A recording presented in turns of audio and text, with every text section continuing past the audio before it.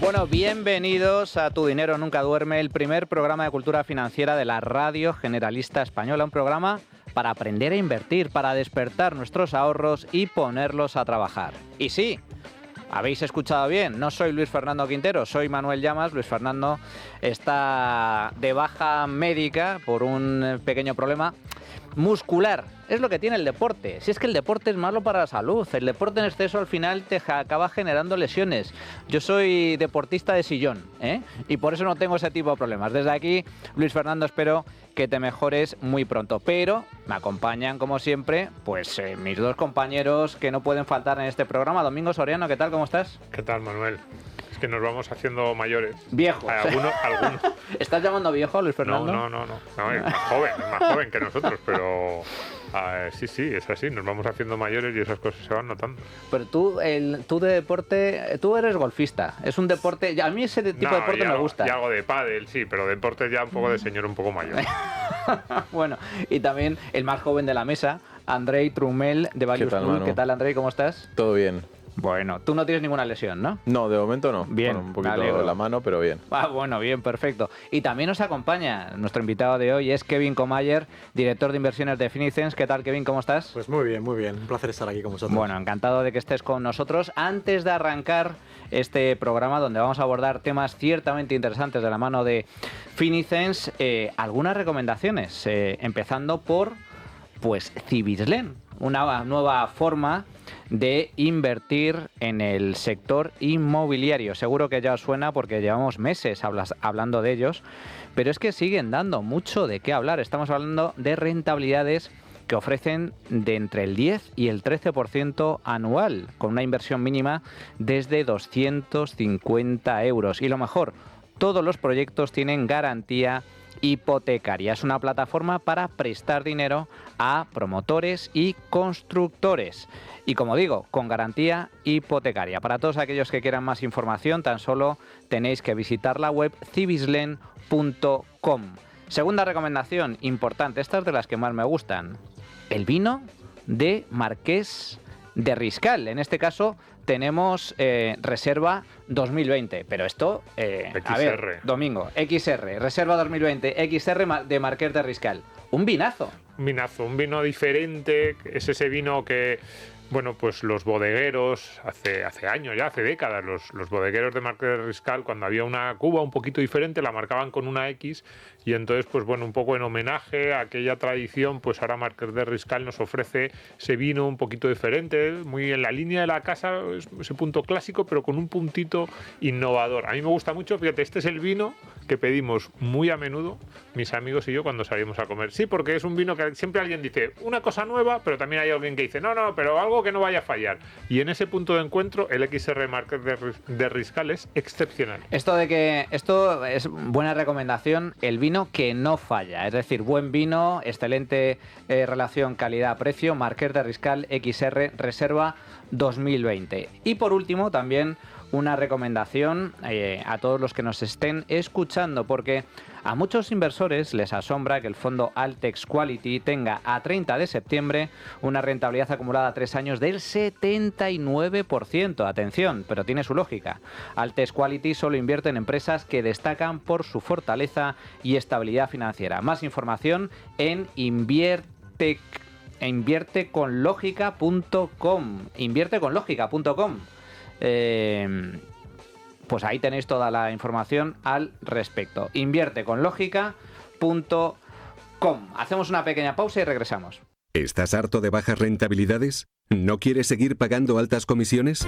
Traspasa tus fondos de inversión a Finicens y podrás obtener una mayor rentabilidad. Más información en el 910-483-004 y en finicens.com. Finicens, especialistas en inversión pasiva.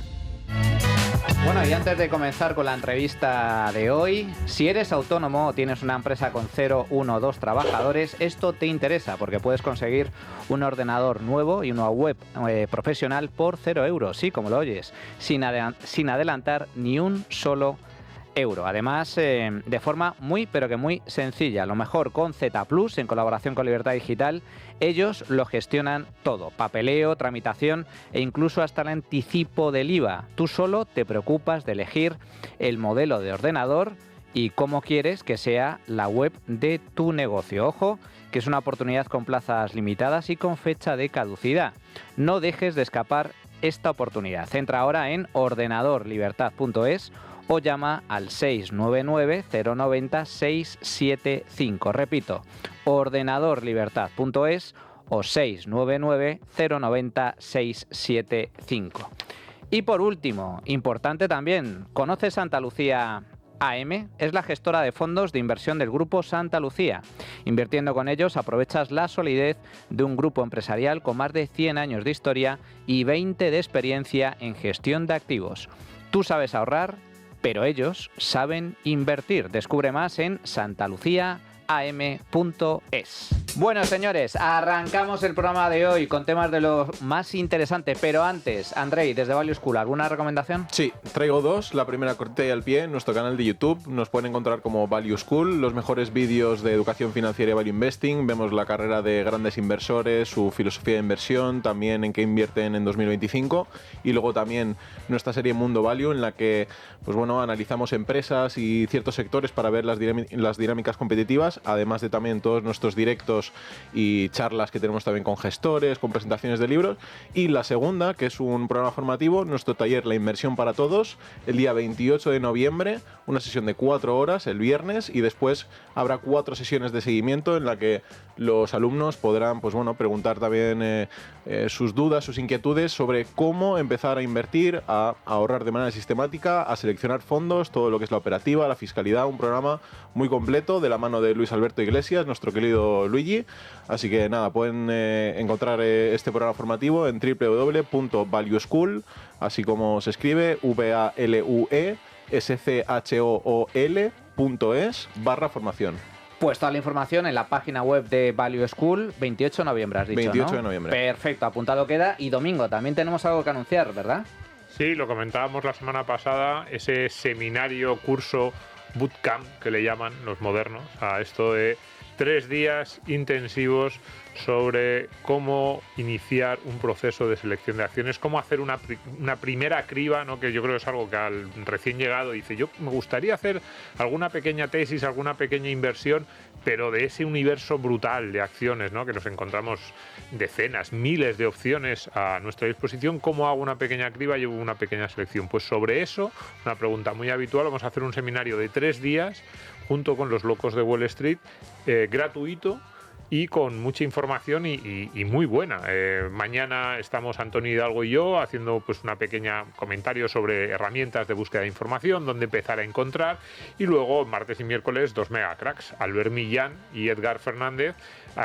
Claro, es que son... Para hablar de inversiones, de selección de acciones, también de materias primas, de oro. Es palabras mayores para hablar, pues eso, de cómo enfrentarse a esa primera gran pregunta de, oye, ¿cómo hago esa selección primera y qué es lo que ellos miran? ¿Cuáles son los indicadores, las ratios, los números que ellos miran a la hora de decir, esto lo descarto, esto no es que diga voy con todo, pero sí le voy a echar un vistazo un poquito más profundo? ¿Y para poder apuntarse entonces? Pues para poder apuntarse en la página web de los locos de Wall Street, ahí lo ponen, bootcamp, es que ahora mismo me has pillado de cómo es exactamente, no puedo deletrearlo como ha hecho Andrei hace un minuto, pero ese bootcamp para la página web de los locos de Wall Street, lunes, martes, miércoles lo tienen a su disposición y ya digo, gratuito para todos y sobre todo una forma de que vean cuál es el estilo de formación que compartimos nosotros con los locos. Pues queda dicho, señores,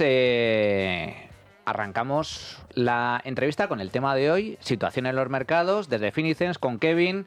Pero antes de comenzar, Andrei, tienes la palabra. Como siempre, yo es que soy muy respetuoso con las costumbres, amigo. Yo soy del derecho consuetudinario, no del derecho positivo. Aquí las costumbres mandan. Primera pregunta para Andrei. Pues para entrar en calor, Giorgio, primero, Kevin, que ya le echábamos de menos también a Giorgio. Kevin, si nos puedes un poco para entrar en calor, comentarnos qué tal ha ido el año, un poco repaso de las rentabilidades en vuestros principales vehículos y también sobre todo de los últimos lanzamientos que habéis sacado. Sí, pues ha sido un año muy bueno para mercados. Yo creo que eso hay que decirlo. Por supuesto lo decimos de momento. Está siendo. Octubre está siendo. Porque quién sabe lo que va a ocurrir con los mercados. Nunca. Yo creo que es una cura de humildad es no aceptar que esto, pues bueno, no se sabe lo que va a ocurrir en las próximas semanas o meses, ¿no? Pero está siendo el tercer año, si esto termina como termina, va a ser el tercer año consecutivo de rentabilidades positivas, ya no solo desde el punto de vista de Finis, pero también para los mercados. Recordemos que el 22 malo, el 22 pues cayó prácticamente todos los activos a nivel global, después tuvimos un buen 23, pero realmente fue a cierre, muy buen 24 y de momento estamos teniendo un buen 25, ¿no? El 25 que hemos tenido en carteras, hemos tenido de la cartera más defensiva 100% renta fija un 3%, lo cual no está nada mal y yo creo que es bastante parecido a lo que uno podría llegar a esperar de lo que es la renta fija en el largo plazo, quizás un poco por debajo, yo creo que es más en torno al 4, pero bastante parecido a lo que es los bonos a renta fija a largo plazo. Y en el lado opuesto, 100% renta variable, tenemos en torno a un 8%. Curiosamente, también en línea con lo que uno podría esperar, depende de qué periodo temporal, pero en muy, muy, muy largo plazo en renta variable global, ¿no? Por lo tanto, lo que pasa es que, claro, evidentemente eso es un término anualizado, entonces, claro, pero lo que es, las rentabilidades están siendo bastante buenas y en línea, ya digo, con las rentabilidades históricas. ¿Qué pasa? Que lo que viene por debajo sí que ha habido una gran variación con relaciones a otros años. Otros años todo estaba haciendo relativamente parecido. Este año lo que tenemos es dos mercados de renta variable tirando mucho, que es Europa principalmente, con más de un 14%, dependiendo qué día uno mire el valor, y después emergentes. Y después, a partir de ahí, que también con otro 13-14%. Y a partir de ahí ya llegan Pacífico, Japón con menos de un 7 o alrededor de un 7. Y ya después te vas a Estados Unidos con... Ya sé que Estados Unidos se mira mucho el S&P 500 y es verdad que el S&P 500 está en dobles dígitos, pero no, desgraciadamente no para un inversor europeo. Un inversor europeo, por la depreciación del dólar, está obteniendo, si no ha cubierto, que yo creo que la mayoría de los inversores hasta este momento, otra cosa es que hayan decidido hacerlo a partir del 2025, ¿no? Pero luego yo creo que nadie empezaba el 2025, o nadie, digo, la mayor parte de los inversores están no cubiertos a la posición. Por lo tanto, ahora mismo la posición en Estados Unidos está en torno al 2. Entonces, sí que ha habido gran variación por el lado de renta variable. Por el lado de renta fija también está habiendo bastante diferencia. No es lo mismo tener un bono del tesoro estadounidense que en Finis está dando un 5 o corporativo que está dando un 6. Por supuesto, en nuestro caso lo cubrimos.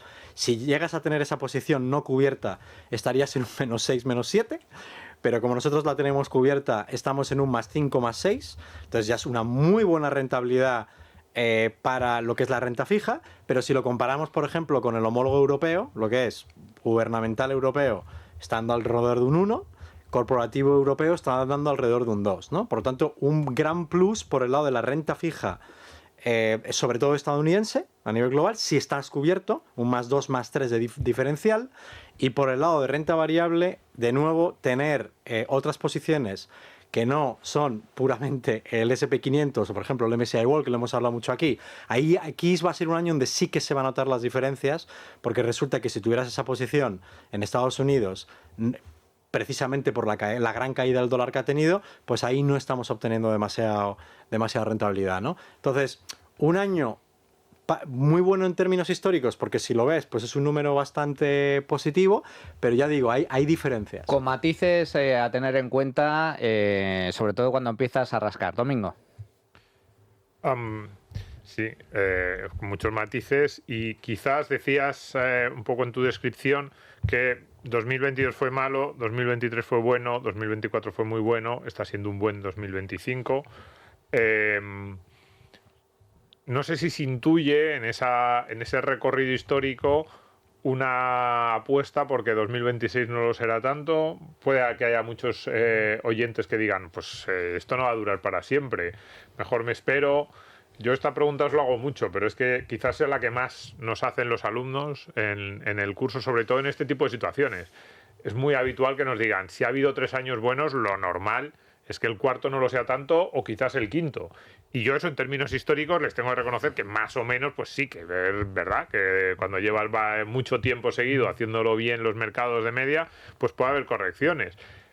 Pero incluso así yo suelo decir a los alumnos, ¿cuál es tu mejor alternativa en esta situación? ¿O cómo lo sabes? O bueno, vosotros qué le decís a los inversores que os dicen esto mismo. Oye, llevamos 3 años buenos, sigo entrando, me salgo, cambio de activo. Yo es que creo que ya lo hemos hablado en numerosas ocasiones, lo que es el market timing. El problema es la típica frase de parece que estamos en la parte, en el pico, ¿no? Eso es una frase que yo a veces la escucho y siempre digo, claro, pero el pico, para identificar qué es el pico, tú tienes que ver una gráfica y saber lo que va a ocurrir después. Y eso es imposible. Claro, entonces, si tú tienes una montaña y sabes que la montaña ha terminado y va a partir y va a bajar, claro, es el pico, ¿no? Pero lo curioso es que eso solo lo sabes después de saber lo que va a ocurrir. Es decir, solo lo puedes mirar hacia atrás, ¿no? Eso por un lado. Es decir, si el pico, depende, ¿no? Ya veremos lo que es el pico, lo que es el pico. Lo segundo es que realmente, si vemos cómo funcionan los mercados, es cierto. O sea, a mí me sorprendería que los mercados pudieran tener una corrección en los próximos 3, 6, 9, 12 meses. No. ¿Por qué? Porque después de, como tú bien has dicho, haber tenido tantos años positivo, pues siempre se pueden tomar un respiro. De hecho, es sano. De hecho, yo creo que cuando llega un momento que siempre sube, pues llega un momento que la exuberancia es bueno, quizás la parte irracional toma el mercado, ¿no? Pero yo creo que esa no es la parte importante. La parte importante es, o sea, considero que los mercados van a estar por encima en los próximos 2, 3, 4, 5, 6 años. Yo creo que sí, ¿no?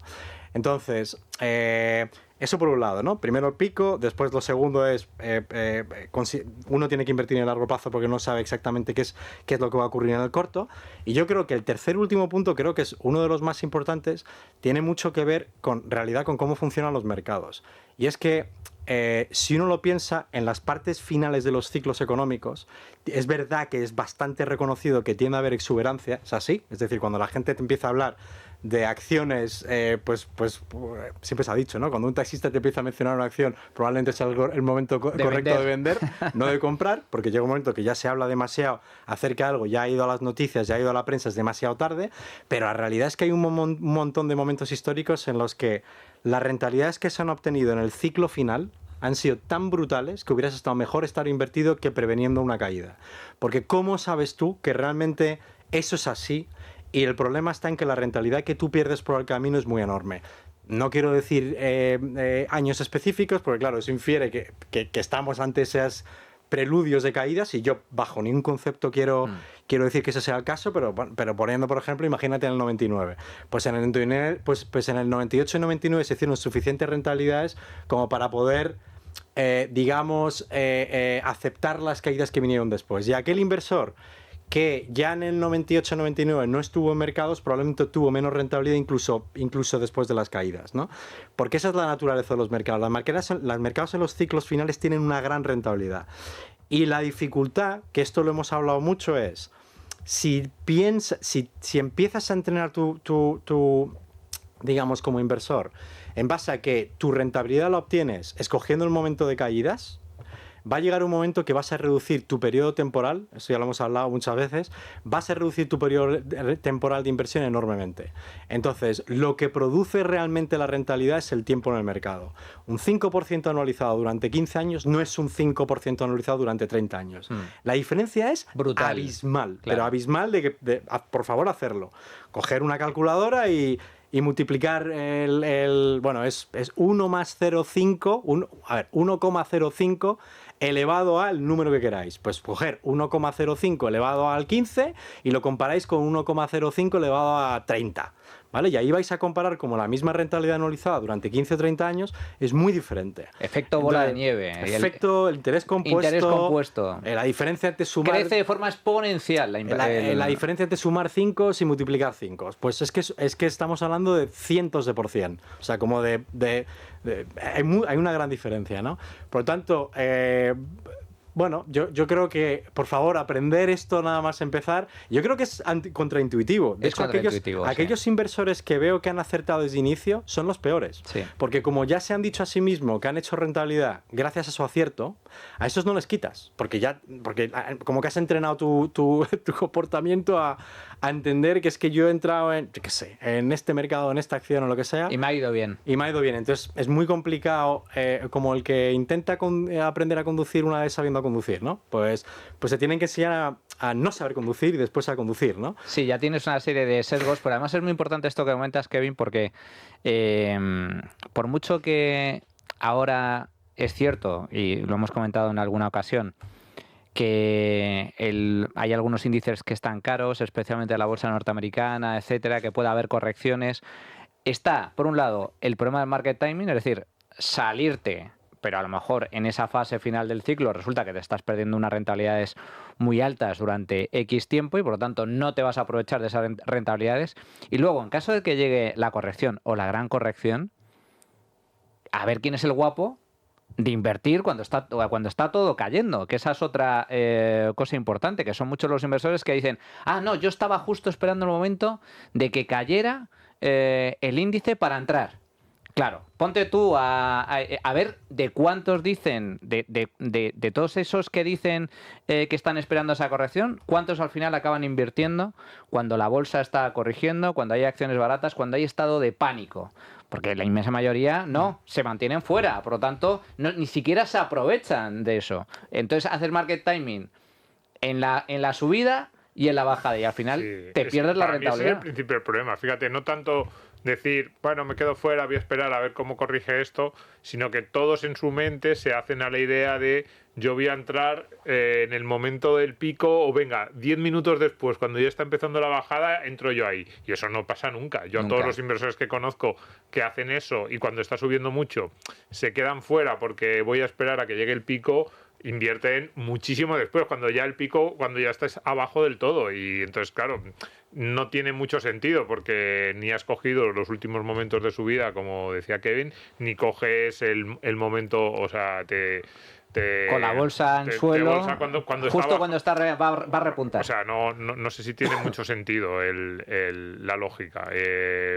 No suelen coger los mejores momentos ni para entrar ni para salir. No, eso sí que es jugar a la lotería, porque como bien estaba comentando Kevin, la gráfica la ves, pero estás arriba de todo, pero no sabes qué es lo que va a pasar qué va a ocurrir después. Exacto. Pero Andrei, ya yendo al punto otra vez acerca, que eso me parece muy interesante, y quererme, solo hace falta hablar con inversores que han tenido distintos ciclos, digo enormes, no me refiero al COVID, donde el COVID realmente estábamos todos en nuestras casas y de alguna manera se sabía que tenía que haber ese estímulo porque había como para la economía. Entonces eso fue el marzo, el peor, creo que ha sido el top 6 caída del S&P 500 en el mes de los últimos 50 años y en abril tuvimos en el top 5 de subida. Es decir, eso sí que fue una V prácticamente perfecta, ¿no? Sobre todo en Estados Unidos. Pero claro, uno tiene que estar y ver una crisis financiera donde la gente está perdiendo trabajos, donde no sabes qué va a ocurrir con tu trabajo. Que dura meses, además. Que dura meses o incluso algún añito y decidir, pues ¿sabes qué? Voy a coger mi dinero y voy a comprar. No es tan fácil. Entonces yo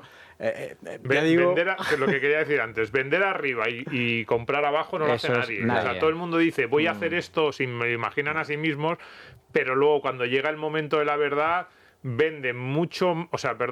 compran mucho más arriba de lo que se creen y ¿cómo decirlo? Y venden cuando todavía, digamos, hacen la peor de las combinaciones posibles. Todo el mundo busca ese momento de punto de inflexión donde la curva cambia de dirección. Dices, exacto. me voy a meter, pero no. Comprar en el suelo y vender en el pico, pero eso es que ni queriendo aciertas, que es el gran error de la inmensa mayoría de inversores, aunque todo el mundo, o buena parte de los inversores particulares, van en busca de eso, ¿no? Y ese es el gran problema, Andrei. Hablando de picos, un tipo de activo por el que la gente está teniendo cada vez más interés, el oro. Precisamente lo estamos viendo, las típicas tiendas de compro, vendo oro, se están llenando de gente que está vendiendo, aprovechando los máximos. Y te quería preguntar, Kevin, vosotros, si no me equivoco, ahora sí que tenéis algo de exposición a través del Top Value España, ¿no? Por esas posiciones que tienen oro, quizás algunas de las empresas en las que están invertidos Cobas y AZ, no sé si alguna de las otras también tiene, pero diría que también. Si nos puedes comentar un poco qué función puede cumplir el oro ahora mismo en la cartera de los inversores, porque precisamente puede ser un error estar buscando comprar ahora con el oro en máximos, o quizás pueda ser una buena protección de cara a futuro para poder cubrirse por lo menos la parte de la inflación como activo refugio. O sea, para nosotros siempre oro ha sido un activo muy interesante. Nosotros lo introducimos en todas las carteras donde podemos. De hecho, la asignación de activos que tenemos es un 5%. La dificultad que tenemos en carteras es que no existe un fondo indexado que replique el oro. Por lo tanto, la única manera de comprar oro es a través de, bueno, por simplificar, un ETF o parecido a un ETF.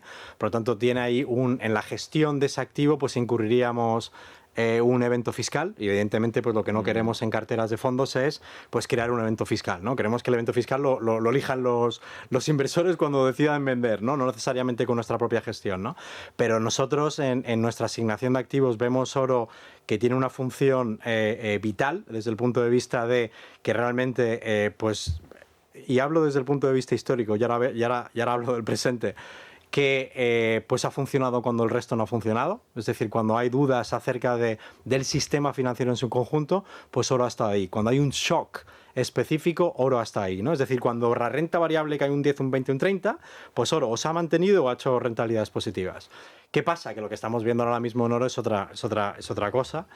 Si no me equivoco, creo que ha tenido el mejor periodo de rentabilidades del 79.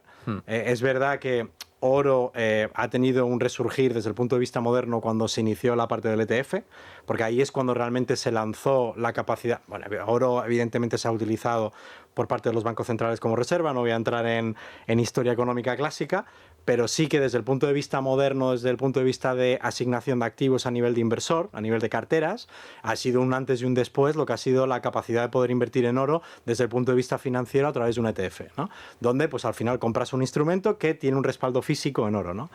Ha habido dos periodos, si no me equivoco, sí, donde oro ha tenido rentabilidades parecidas a lo que ha tenido en el 25, digo parecidas, donde fue en el 79, donde fue por la gran crisis que tuvimos ahí de gran inflación, por la parte que tuvimos de Estados Unidos, de la Fed que estaba intentando luchar la inflación, ¿no? Que fue un periodo de gran inflación, muy distinto a lo que tenemos hoy. Y después fue post-crisis financiera, donde no sé si recordáis, los que hemos estado en mercados en aquel momento, donde el miedo que había en los mercados es que tuvieron que hacer el experimento de, ¿os acordáis?, de QE, pues el gran miedo que había es, oye, vais a imprimir pues billones de euros y de dólares a nivel global, y eso, pues lo que yo he estudiado, que no servía de mucho porque después no ocurrió, lo que estudiamos es cuando tú inyectabas liquidez, pues creabas inflación, pero no ocurrió. Pero la gente sí que hubo mucho inversor comprando oro, precisamente porque oro, oye, pues si esto va mal, pues tengo oro, ¿no? Y sobre todo desde el punto de vista inflacionista. Lo que ha ocurrido en el 25 está siendo otra función. Distintas analistas piensan de una manera, ¿no?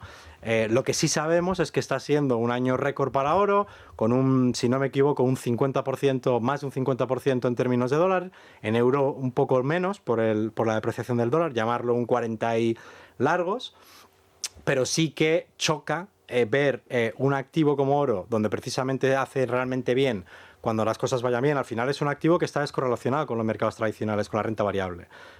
A largo plazo probablemente la correlación sea cero. O sea, la última vez que miré términos de asset allocation puro. Lo que pasa es que, como comprenderéis, renta variable lo tenemos en dobles dígitos y oro está en dobles dígitos. O sea, no se puede decir que la correlación sea cero. De hecho, nada. De hecho, probablemente sea bastante cercana a 1 en el 2025, ¿no? Por lo tanto, bueno, ya veremos, queremos que sirve su función. Hay inversores que creen, o hay analistas que creen que tiene que ver por la mayor deuda, por el hecho de que ha habido un claro... pues digamos una duda por parte de Trump, ¿no? Pues por las mismas razones por las que está cayendo el dólar, ¿no? Por la apreciación del dólar, ¿no? Es decir, por la duda que hay por el excepcionalismo que hay en Estados Unidos, ¿no? Y que pudiera ser que el dólar está ahí para, ya digo, corregir o el miedo que hay sobre el sistema financiero en su conjunto, ¿no? Pero es de extrañar que desde abril en adelante, donde no ha habido donde prácticamente el dólar está estático, el oro haya subido otro 10, otro 20%. Entonces a mí me da la sensación de que puede ser una mezcla de factores, pero únicamente no es ese factor, porque entonces tendríamos que haber visto un descalabro más fuerte y sí que veo una puja muy grande por parte del inversor, ¿no? Bueno, entonces por eso lo que me preguntabas, me parece un activo que a nivel de medio largo plazo tiene mucho sentido. Yo a nivel coyuntural esta subida me parece que cuando llega a niveles... digamos, tan elevados, yo creo que es difícil de justificar. O sea, me parece que hay una fiebre en el oro y ya veremos qué ocurre, ¿no? Pero hay que recordar que está a máximos históricos, sigue subiendo de forma muy sustancial. Esto, por cierto, aquí en este programa hemos hablado del oro en varias ocasiones y avanzamos con nuestro amigo Gustavo Martínez hace tiempo el rally y las perspectivas que tenía el oro que se están cumpliendo. Pero es cierto que ahora mismo está en máximos. En todo caso, Kevin, esto del 5%, ¿el oro lo veis como un factor o un elemento como estabilizador de las carteras, ¿no? Totalmente. Porque están muy correlacionados los mercados, con lo cual en momentos de caídas fuertes el oro sube, por lo tanto logra compensar. Y en el caso concreto de Finicens, Kevin, una de las grandes ventajas que tenéis es que vuestras carteras están automatizadas, los rebalanceos son automáticos y por mucho que suba el oro o baje, el porcentaje, el 5%, se mantiene en la cartera. Sí, además actúa de estabilizador, es decir, la rentabilidad en oro en el muy largo plazo ha sido muy buena, ¿eh? Todo hay que decirlo. Sobre todo desde el lanzamiento del ETF, tiene rentabilidades bastante parecidas a renta variable. Lo que pasa es que es bastante, y ya veremos qué rentabilidades va a tener, ¿no? Lo que pasa es que ahí es verdad que tiene mucho que ver con el uso que le dé el ser humano y sobre todo la protección. Pero es verdad que nosotros buscamos oro no principalmente por su característica de rentabilidad, sino por su característica para absorber caída cuando precisamente necesitas esa absorción. No es tanto la volatilidad, porque en términos de volatilidad es muy elevado. O sea, ya te digo, en cuanto a características es bastante parecido a renta variable. Que los oyentes no piensen que oro es un activo de bajo riesgo. Todo lo contrario. Oro es un activo, yo me atrevería a decir, cuando las métricas puras, volatilidad, como renta variable, sino más. Rentabilidad, pues parecido a lo que pasa es que puede tener décadas de no haber hecho nada. Claro. Fijaros que oro del 2000, bueno, ahora mismo no tengo una gráfica conmigo, pero yo me atrevería a decir que post-crisis financiera hasta hace nada ha tenido 10 años de nada. Oro no se ha movido. Entonces, cuidado con pensar que lo que hemos vivido ahora es verdad, que es muy fácil subirse a la ola de oro, hablar de oro ahora, porque evidentemente, oye, si aciertas a que algo va mal, pues a lo mejor en algún momento oro hará bien, ¿no? Pero nosotros no lo vemos así. Nosotros vemos que oro es un activo, ya digo, corrector, estabilizador en cartera, donde además, como tú bien dices, cuando hay caídas, si tú tienes activos que se comportan de manera distinta, los activos que están estáticos, puedes redirigir parte de ese peso hacia activos que han bajado, para que así en el momento de que haya una recuperación, pues tengas otra rentabilidad plus ahí, ¿no? Lo hicimos en el COVID, en el 2018, en algunos momentos históricos donde ha habido caídas grandes, nuestras carteras se han rebalanceado automáticamente. Eso que da una rentabilidad da un plus de rentabilidad, lo cual pues ya solo en eso las comisiones de gestión son gratis, ¿no? Entonces, y eso es muy importante, por eso normalmente cuando se construyen carteras, ya digo, se intentan buscar activos que se comporten de manera distinta. Oro es de los pocos activos que uno puede invertir financieramente que actúa muy bien cuando los mercados hacen mal. En 2018, 2022, muchos eventos, ¿no? Digo por nombrar algunos, evidentemente 2008... 2000, 2001, 2002 también lo hizo bien, es decir, eso está claro, ¿no? Lo que pasa es que lo que estamos viviendo ahora mismo yo creo que es una conjunción de factores y que quizás a lo mejor tienen que ver con el exceso de liquidez en el mercado. Actúa como valor refugio. Es cierto que históricamente la rentabilidad media del oro, o sea, a muy largo plazo, es un activo que lo que se ha demostrado es que permite protegerte la inflación, que es de lo que se trata. Es decir, yo siempre pongo el ejemplo de que en la actualidad te compras un buen traje con la misma cantidad de oro que un romano se compraba una buena túnica, o hoy te compras un buen coche con la misma cantidad de oro con la que un romano se compraba un carruaje. Es decir, mantiene el poder adquisitivo, pero es cierto que es tremendamente volátil, como lo estamos viendo ahora con el tema de las acciones, y luego que está muy descorrelacionado, es decir, sirve como activo refugio en momentos de pánico y eso hace que se revalorice y por lo tanto logre compensar las posibles pérdidas en caso de caídas. A ver, estaba viendo, decía Kevin, un gráfico. En realidad, el año 2012 al año 2012, comienzos de 2013, al año 2020 estuvo plano. Bajó mucho en 2013 y luego se mantuvo, mucho y sustancial y luego se mantuvo muy plano. El oro, el problema ahora es que yo creo que decías lo de la liquidez. Yo es que ahora veo una situación extremadamente peculiar, o que no había, yo no sé si recuerdo algo así, porque todo ese dinero que los bancos centrales inyectaron, y que es verdad que no generó la inflación convencional a la que estábamos acostumbrados de pues incremento del precio del pollo y el transporte, lo que ha ido generando es muchísimo dinero en el mercado. Y ahora cuando decimos está todo en máximos, está todo, la vivienda en máximos en muchos mercados, eso es inflación también. claro, eso es la renta variable en máximos, el oro en máximos, el Bitcoin en máximos. Es que uno, hay muchísima liquidez. Dos, hay mucha gente que está diciendo cómo me protejo contra unas políticas de los bancos centrales que son muy peligrosas y que no están cuidando nada su moneda. Entonces, también lo puedes ver como, no es que esté todo en máximo, sino que es que la moneda cada vez vale menos y la gente se está refugiando en esos activos. Entonces, claro, ¿cómo va a salir de ahí el mercado? Yo sí que es verdad que veo algunos puntos de burbuja, especialmente en Estados Unidos, en algunas tecnológicas, en algunos sectores del mercado. En los otros elementos del mercado lo que veo es protección. Y normalmente en esos episodios de devaluación de la moneda, de pérdida de valor, activo real es lo que mejor ha protegido. El oro es un activo real, también las acciones, que no dejan de ser la propiedad de unas empresas que lo hacen bastante bien en periodos inflacionarios.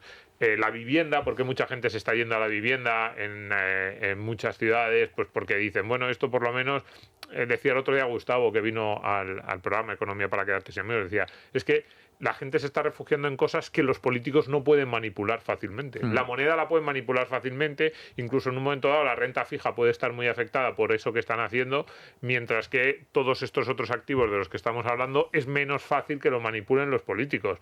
Es que a mí me da mucho miedo porque estos experimentos siempre han acabado muy mal y yo creo que va a haber mucho dolor entre medias, pero a mí me sigue pareciendo también que esa idea de protégete en activos reales para estar un poquito a salvo de las barrabasadas que están haciendo nuestros políticos, yo creo que sigue valiendo ese consejo. Estamos viendo además un contexto, Kevin, en el que lo veíamos hace escasas fechas en Estados Unidos. La Reserva Federal ya ve ciertos síntomas de enfriamiento de la economía con el tema del mercado laboral.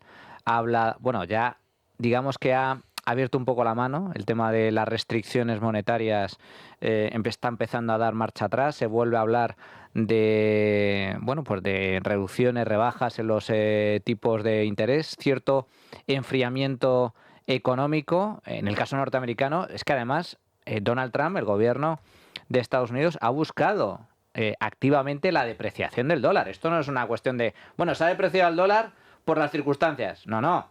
Las autoridades buscaban la depreciación del dólar. Por lo tanto, es una política que está perfectamente buscada con el fin de mejorar la competitividad, aumentar las exportaciones norteamericanas y reducir las importaciones estadounidenses, que es una de las grandes obsesiones de la administración Trump. No sé un poco cómo veis esta situación de la economía norteamericana en concreto y cómo está afectando al S&P 500, que como nos explicabas al principio, Kevin, pues hombre, medido en euros, pues ha sido dentro de los grandes índices el que está mostrando menor rentabilidad en lo que va de año. Sí, pero bueno, el año pasado nadie habló de ello y el S&P 500 terminó en 23 en Estados Unidos y el europeo tuvo un 34. Es decir, al final solo se habla de ello el año en el que no lo obtienes. El año que lo obtienes, yo no recuerdo a ningún comentarista diciendo, uy, qué bien, hemos tenido un más 10 en el año. Es decir, al final el inversor pues solo lo ve cuando le falta. No cuando le sobra, ¿no? Si alguien te da demasiado dinero, yo creo que te vas a casa, ¿no? O sea, no digo que yo lo haga, ¿eh? Solo digo que tendemos a fijarnos más cuando nos falta algo y cuando nos sobra, ¿no? Bueno, yo creo que es pronto. Es verdad que prácticamente todas las inversiones a nivel extranjeras en Estados Unidos, el nivel de cubierto está siendo extraordinario. Es decir, al mundo le gusta mucho las empresas estadounidenses, pero no le está gustando de momento la exposición al dólar. Es decir, prácticamente, yo no había visto nada en toda mi carrera. O sea, el nivel de cubrir cualquier moneda a su moneda local está siendo extraordinario. Es verdad que tiene un coste, es decir, eso es importante, pero a medida que baja los tipos de interés, pues se abarata el coste. Yo creo que hablar del fin del excepcionalismo americano es pronto. O sea, realmente en Estados Unidos es donde está ocurriendo toda la innovación. Todo, absolutamente. O sea, yo creo que no nos olvidemos las grandes diferencias que hay entre bloques a nivel global. Es verdad que Europa pues está viviendo un resurgir, pero pensar que las empresas europeas van a crecer más que las empresas estadounidenses en los próximos 5 o 10 años a mí se me hace difícil. Si no hay grandes cambios y yo no los estoy viendo, o sea, yo estoy viendo pequeñas mejoras, pero no veo gestos. No veo un empuje de los burócratas europeos a hacer caso al informe Draghi punto por punto, eso no lo he visto, ¿no? Entonces, pues bueno, el excepcionalismo americano yo creo que va a seguir durante muchas décadas. Esto es así, o sea, los imperios tardan mucho tiempo, desde las primeros, debilidades que uno puede apreciar hasta que realmente los imperios pues ya dejan de ser hegemónicos, pues pasan muchas décadas, sino siglos, ¿no?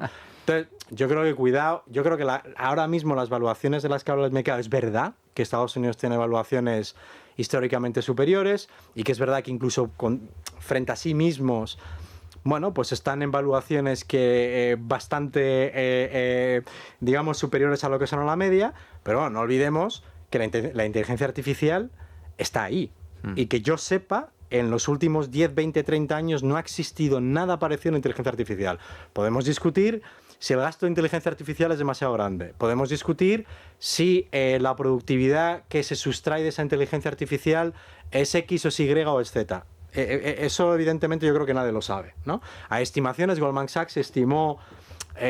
¿cómo eran los números? Estimó trayéndoselos...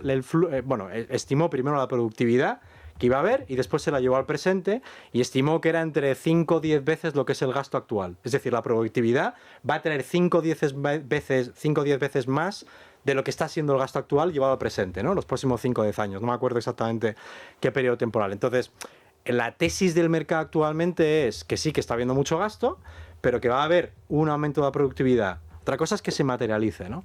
Por lo tanto, yo creo que ahora mismo hablar pensar que Estados Unidos no va a tener esos niveles de crecimiento, ya veremos. Yo sigo pensando que no hay nada parecido en el mundo como Estados Unidos. Hay que hacerlo con inteligencia. Yo creo que siempre hemos venido aquí diciendo que ¿Estados Unidos es el mercado más importante? Sí. ¿Debe ser el único mercado en carteras? No. ¿Existen otro tipo de mercados? Por supuesto. Por eso este año pues, nuestras carteras están en 8 o 9, que no están en un 2, ¿no? En el caso de que tuvieras un 100% en Estados Unidos, ¿no? Y por supuesto, hablabais de bienes reales, por supuesto, siempre que podamos bienes reales. Nosotros desafortunadamente ahora no siempre podemos, pero ahí tenemos a REITs Inmobiliario Global y REITs no es como la propiedad residencial. La propiedad residencial está en máximos. Todos los REITs no están máximos, están mínimos de los 10 y 15 años. Entonces, y por supuesto, para mí se trata REITs, ya lo hemos hablado mucho, pero se trata de activos que pueden dar muy buenas rentabilidades, pero cuya fuente de ingresos son distintos, ¿no? No es lo mismo cobrar una renta que tener que vender más de tu activo, ¿no? Explícanos un momento, Kevin, porque estás hablando de los REIT, que son lo que aquí son en España se comercializa como SOCIMIS, que son empresas que están especializadas en la gestión de activos inmobiliarios. Básicamente se dedican a gestionar alquileres, tanto residencial como sobre todo oficinas, y también centros comerciales, todo tipo de activos. En Estados Unidos se denominan REITs, y vosotros en Finicens habéis sacado hace bien poco, lo hemos comentado en alguna ocasión, un fondo específico centrado en esto, en activos inmobiliarios. Sí, precisamente buscando, porque además entendíamos que era una clase de activo desconocido, entendíamos que es una forma, yo diría, moderna, líquida, diversificada de poder invertir en un activo que además el inversor de a pie no tiene acceso. No es residencial, eso que quede claro, no es comprarse un piso, porque yo creo que comprarse un piso, bueno, que cada uno haga lo que quiera, pero yo creo que es evidente que los precios no han parado de subir durante más de una década. O sea, eso, yo con esto no estoy diciendo que vayan a bajar, pero de luego se me hace difícil pensar que va a ser lo mismo en los próximos 10, mientras que hay muchas clases de activos. REITs Inmobiliario Global, ya digo, invierten en centros logísticos, hospitales, universidades, centros de almacenamiento, es decir, son todos aquellos, digamos, propiedades que a nivel global además están cambiando mucho. Antiguamente pues era mucha oficina, mucho hoteles, y ahora mismo está dando lugar a otro tipo de clase de activo que nada tiene que ver con esos activos, ¿no? Pensar en Amazon, pensar en centros logísticos. Centro de datos, pues, perdón, ¿cómo se me ha podido olvidar centro de datos? Cada vez tiene más presencia, se ha multiplicado por 1 por 2 en los últimos 5 años, y cada vez va a haber más, ¿no? Porque cada vez, evidentemente, si la inteligencia, la fase de la inteligencia artificial es correcta, incluso si Bitcoin y todo lo demás es correcto, todo al final consume mucha energía y consume mucho centro de datos, ¿no? Hay mucho dato de por medio, ¿no? Digamos, yo creo que el futuro es difícil de imaginárselo sin más datos, ¿no? Va a haber más datos que no menos datos. Por lo tanto, tener esa clase de activo tiene mucho sentido, y vuelvo a repetir, la fuente de ingresos, nosotros estimamos, y además es bastante parecido, o sea, no es que lo estimemos, o sea, lo estimamos por lo que ha hecho el pasado, ¿vale? Pero incluso si no toma las rentabilidades que creen las gestoras que va a producir ese tipo de activo en los próximos 10 años, es bastante parecido a lo que es la media histórica.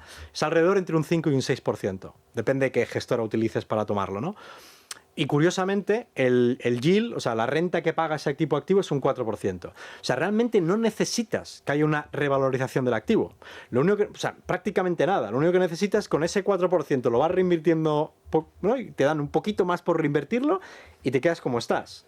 Es decir, puedes obtener rentabilidades bastante parecidas a renta variable en el largo plazo, sin tener que depender con que hay una economía que llega a múltiplos más elevados. Entonces, para mí, eso me parece muy interesante. Por eso bienes reales son interesantes, pero hay que ver qué bien real. Porque claro, se me hace difícil también pensar cómo oro puede actuar de refugio una vez que está para más de un 50%. Es decir, parece que, no sé cuál es la palabra en español, front-loaded. O sea, parece que todo se ha visto. O sea, normalmente cuando hay un evento así que nadie espera, oro sube porque nadie se lo espera. Entonces tú vendes renta variable y compras oro.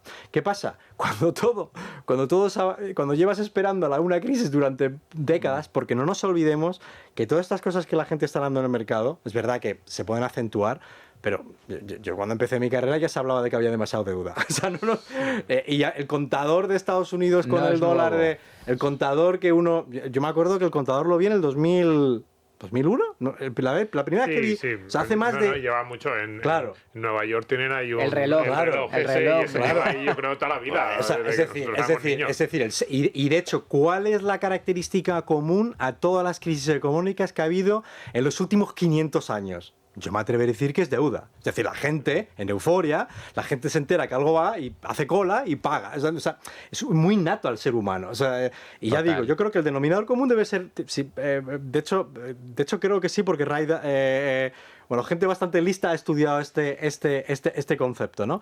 Y entonces yo creo... Entonces, cuidado con que es verdad que la renta fija, o sea, sobre todo la deuda a nivel global, sobre todo la parte gubernamental, ¿no?, pues está siendo demasiado usada y ya veremos qué va a ocurrir, pero yo solo digo una cosa: si nos creemos realmente que va a haber una crisis de deuda, si todo el mundo perdemos el trabajo, si hay una recesión como ocurrió en la crisis final, si hay una crisis completamente de todo, llegará un momento de cuidado con pensar que ciertos activos pueden solventar nada. O sea, es decir, al final yo creo que va a haber poco cosa que donde escondernos, ¿no? Por eso yo creo que al final a mí me resultaría raro ya sé que a una escala más chiquitita, pero ¿qué ocurrió con la crisis financiera?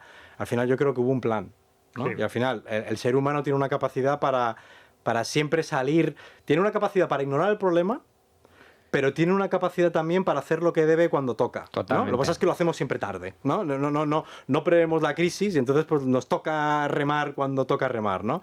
Pero de ahí, yo creo que lo digo por los más... por aquellos que siempre crean en la parte negativa, el mundo relativamente en los últimos 100 años ya ha funcionado. Y pensar que no sé, que va a haber un arma nuclear o que va a ocurrir algo negativo yo creo que, oye, pues para eso pues no hagamos nada, ¿no? Nos hemos recuperado de todos los problemas de todas las crisis, Domingo. Activos reales, yo incluyo las acciones en activos reales. Totalmente. Es decir, es verdad que desde el punto de vista puramente técnico es un activo financiero, pues se negocia en los mercados financieros, pero lo que tiene detrás las acciones son la propiedad de una empresa. Entonces, probablemente un enfoque más técnico, muy cortoplacista, de si van a subir, si solo especulas con cómo lo va a hacer el precio, ese enfoque de las acciones se parece más a una especie de activo financiero, podríamos entrar en una discusión, tal y como vemos nosotros las acciones en este programa, de tener parte de la propiedad de una empresa, yo lo veo como un activo real, por eso me gusta como activo refugio también en este tipo de situaciones. No es lo mismo y tiene unos componentes muy diferentes al oro, al inmobiliario, a otro tipo de activos, pero yo lo veo como activo real y eso está... Totalmente, las acciones son activo real y ser propietario de eso, de grandes compañías que generan beneficios, que crecen, que son de calidad, esos son activos reales y por lo tanto es una, como bien comentas Kevin, con independencia de que haya crisis, no haya crisis, guerras, no haya guerras, el siglo XX, ni más ni menos, 2 guerras mundiales, la mitad del mundo bajo la bota soviética, la otra... Y sin embargo, todos los que la bolsa ha experimentado subidas estratosféricas y la rentabilidad media, la renta variable, siempre ha superado la inflación. Entonces, claro, en eso es lo que hay que fijarse. Aunque a corto plazo el hombre es pesimista por naturaleza o más agorero, lo cierto es que a medio o largo plazo siempre nos recuperamos de todos los problemas, nos adaptamos y el mundo lleva 2 siglos de crecimiento y eso es lo importante. Andrei. Hemos tocado un poco el tema de la diversificación y bueno, el efecto positivo que puede tener en la cartera de los inversores. Te quería preguntar, Kevin, porque desde aquí, desde Tu Dinero Nunca Duerme y desde Value School, luchamos también para que a través del conocimiento los inversores no caigan en esa trampa o en esos sesgos que al final pues es el investor o behavioral gap en el que ellos invierten en ciertos activos y al final la rentabilidad que ellos obtienen y la rentabilidad real de ese activo en el año no tienen absolutamente nada que ver en ese gap. ¿Qué recomendáis desde Finicens para un poco, además de esa diversificación, para que esté bastante controlado el riesgo adaptado al perfil de cada inversor, para que no caigan en esa trampa? Yo creo que es todo educación. No hay otra forma que recordar, que hablar, que explicar acerca de cómo se hace la rentabilidad. Es el hecho... Porque claro, es muy común mirar la tabla de lo que ha hecho bien para saber que eso es lo que... Pero la realidad es que tú no puedes estar todos los años en el número de arriba, ¿no? Eso no puede ser. Para eso tendrías que tener mucha suerte y es imposible, ¿no? Entonces la realidad es que crear carteras donde tengas todo tipo de activos, donde te garantiza... Voy a utilizar la palabra garantizar, pero no me refiero a que no te garantizas nada. Pero lo que sí te garantizas, o sea, no te garantizas una rentabilidad per se, pero sí que estás de alguna manera ligado a lo que haya la rentabilidad que te dé el mercado, ¿no? Entonces, como tú realmente no sabes qué es lo que va a ocurrir, no sabemos si Estados Unidos va a hacer bien o mal este año, no sabemos si Europa va a seguir haciendo bien, no sabemos si emergentes después de haber tenido una década perdida, porque realmente lo que está ocurriendo ahora mismo es lo que no ha hecho tan bien está haciendo bien. O sea, lo de evaluaciones bajas está haciendo mejor. También, curiosamente, desde Trump, también las peores empresas tecnológicas que habéis aludido aquí son las que mejor están haciendo. Las que no tienen ingresos en Estados Unidos son las que están haciendo mejor. Oro está haciendo mejor. Es decir, hay muchas cosas que están... O sea, aunque miramos el índice bursátil, lo que está ocurriendo por debajo es muy complejo, ¿no? Entonces, a través de la indexación, nosotros tenemos la capacidad de, con independencia de qué sesgos tome el mercado, con independencia de las preferencias, con independencia de qué empresas van a ser el mañana, porque yo no tengo ninguna duda de que con la inteligencia artificial van a entrar nuevas empresas. O sea, no sabemos quiénes son los ganadores, pero va a haber ganadores. Y me resulta raro pensar que los ganadores son los que existentes. O sea, habrá cosas nuevas que no hemos pensado. Y entonces nosotros con la indexación vamos a tener esas nuevas empresas. Lo tenemos también en empresas de pequeña capitalización, pero pasarán a ser empresas muy grandes a nivel global y también las tenemos en cartera, ¿no? Por eso desde nuestro punto de vista es pedagogía, por nuestro punto de vista hablar de dónde vienen las rentabilidades. Vuelvo a repetir, un 8% anualizado a 10 años es un lo digo de memoria, pero llamarle un 150%. A 20 años es un 300 y pico. A 30 años es casi un 1000. Entonces no necesitas estar apostando si el caballo... Caballo ganador. No necesitas hacer eso. Que tú quieres hacer eso, me parece muy bien, pero sé sensato, sé inversor, o sea, ponte la gorra de inversor por un momento, ¿vale? Pon un plan, pon una parte de tu dinero con la que quieres jugar. Yo no me meto, yo considero que eso no es lo correcto, pero oye, a cada cual, yo no voy a decir lo que la gente tiene que hacer, pero yo considero que una gran parte de tu patrimonio tú tienes que ser lógico y tienes que invertir. Que con otra tú quieres tomar una posición de lo que sea, hazlo, me parece muy bien. Hazlo con otra más pequeña. Entonces, yo creo que va en la pedagogía, lo de explicar, lo de tener, oye, esos mismos cursos que vosotros hacéis, ¿no? Va de entender cómo funcionan los mercados, la poca probabilidad que tienes de acertar. Porque la realidad es que es verdad que a lo mejor hemos estado mal acostumbrados porque ha habido una nueva generación donde a lo mejor también ha estado muy ligada al SP500, al MSCI World, donde a lo mejor está mal acostumbrada y donde no ha visto otro tipo de mercados. Es decir, es muy difícil explicarle a un joven que piensa de otra manera que la diversificación vale cuando ha tenido solo rentabilidades del SP500. Pero las cosas cambian virulentamente y yo te digo, la diversificación es clave. Pues queda dicho. Kevin Comayer, director de inversiones de Finicens, muchísimas gracias por estar con nosotros. Domingo Soriano. Muchas gracias. Un auténtico placer contar contigo. Y Andrei Trumel, encantado, como de cada Value semana. School, como siempre, muy pendientes de todo lo que hacéis en Value School, que hacéis una labor también fantástica en materia de pedagogía, de cultura financiera. Y a todos ustedes, pues nos vemos en el siguiente programa, la próxima semana, que esperemos que esté Luis Fernando ya A ver si ya se ha recuperado. puesto bueno, a ver si sí. ya está recuperado y está el equipo al completo. Hasta la próxima, amigos.